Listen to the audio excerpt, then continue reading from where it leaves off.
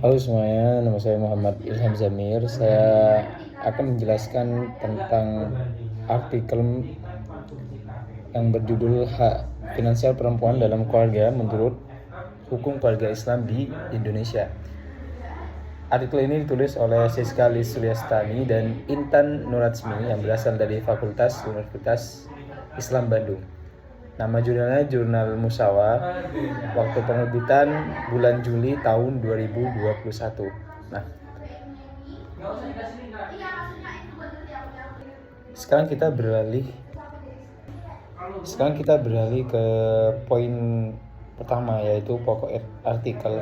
Penelitian ini dilatar belakangi oleh sebuah realitas sosial di mana hak finansial perempuan baik sebagai calon istri maupun ibu itu seringkali disepelekan atau hanya dipahami secara terbatas maka umum saja oleh masyarakat luas.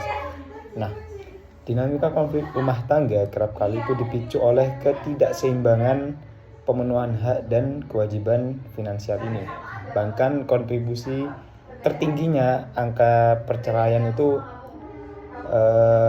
terjadi akibat cerai gugat di pengadilan agama. Nah, penulis mengangkat masalah utama mengenai sejauh mana hukum Islam dan hukum positif di Indonesia itu memberi perlindungan dan mengatur hak-hak finansial tersebut di setiap fase kehidupan keluarga, dari menjelang pernikahan, selama ikatan perkawinan hingga pasca perceraian. Dalam membedah masalah tersebut secara yuridis maupun normatif, artikel ini mengkaji beberapa dasar hukum Islam, terutama ayat Quran dan hadis Rasulullah SAW, di mana penulis menyadarkan argumen kemuliaan perempuan pada hadis riwayat Abu Daud dan At-Tirmizi, di mana Rasulullah SAW bersabda, orang mukmin yang paling sempurna imannya adalah yang paling baik akhlaknya, dan orang terbaik di antara kalian adalah mereka yang paling baik akhlaknya terhadap istri-istrinya. Nah, hadis ini menjadi landasan utama bahwa memuliakan dan memperhatikan hak istri adalah cerminan keimanan. Terus yang kedua, itu terdapat pada hadis riwayat Bukhari dan Muslim mengenai aduan sahabat Hindun binti Utbah, di mana Rasulullah pada saat itu mengizinkan istri mengambil harta suami sewajarnya jika suami tidak memberi nafkah mencukupi. Ya, perlu digarisbawahi kalau ketika sang suami tidak memberi nafkah yang tidak mencukupi, itu istri diperbolehkan untuk mengambil harta suami, tapi ya sewajarnya.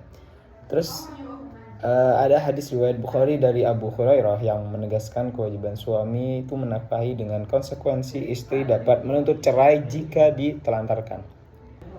Selain hadis artikel ini, terdapat integrasi ayat Quran seperti Quran surat An-Nisa ayat 34 tentang kepemimpinan finansial laki-laki, Al-Baqarah ayat 223 dan Quran surat At-Talaq ayat 6 mengenai upah menyusui, serta Al-Quran surat Al-Baqarah ayat 21 terkait hak mut'ah.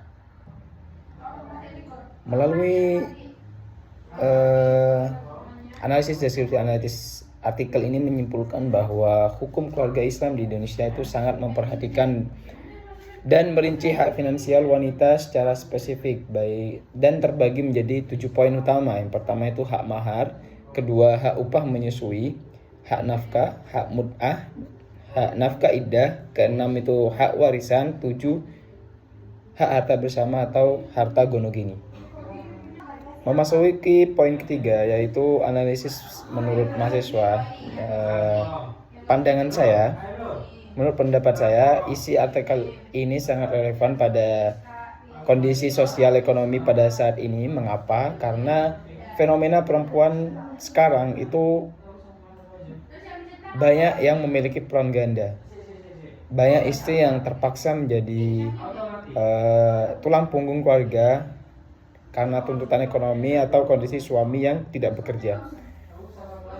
Nah, berdasarkan artikel ini, saya mengutip kasus nyata yang terjadi di Jember, di mana seorang ibu itu harus bermigrasi menjadi PMI di Taiwan demi mencari nafkah di tengah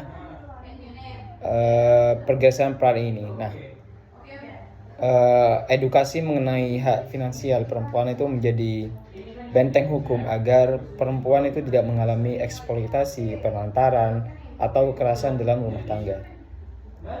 Nah, kelebihan dan kekurangan. Yang pertama, kelebihan artikel ini menyajikan pembahasan yang sangat komprehensif karena tidak hanya meninjau dari sudut pandang fikih saja atau syariat, melainkan penulis berhasil mengkolaborasinya dengan hukum positif tertulis yang berlaku di Indonesia secara mendalam. Penjelasannya terstruktur rapi dari pranikah hingga pasca cerai, sehingga mudah dipahami. Terus untuk kekurangannya, artikel ini mereka analisis komparasi dalam aspek praktis masih kurang seimbang. Sebagai contoh, pada pembahasan hak upah menyusui, di situ penulis menjelaskan bahwa perbedaan mazhab secara detail. Namun ketika masuk ke ranah hukum positif di Indonesia, penulis mengakui regulasi kita tidak mengatur upah finansialnya, melainkan hanya mengatur hak fasilitas menyusui di tempat kerja. Nah, berdasarkan Undang-Undang Kesehatan, artikel ini kurang mengeksplorasi jalan keluar hukum atau legal gap di sana, sehingga ketiadaan aturan upah menyusui itu dalam hukum positif ini tidak tercantum.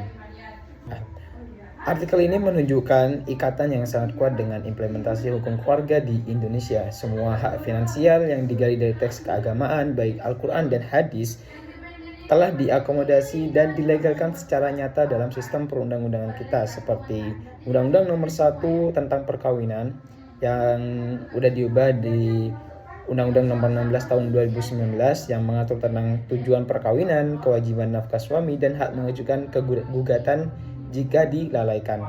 Terus ada juga di kompilasi hukum Islam, itu menjadi hukum material di pengadilan agama yang merinci secara detail operasionalisasi mahar di pasal 30, nafkah, mut'ah, dan iddah, hingga pembagian harta bersama pada pasal 97.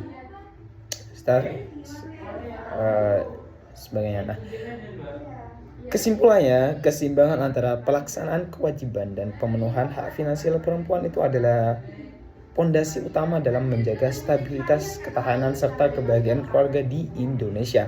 Nah, demikian video penjelasan dan analisis kritis menurut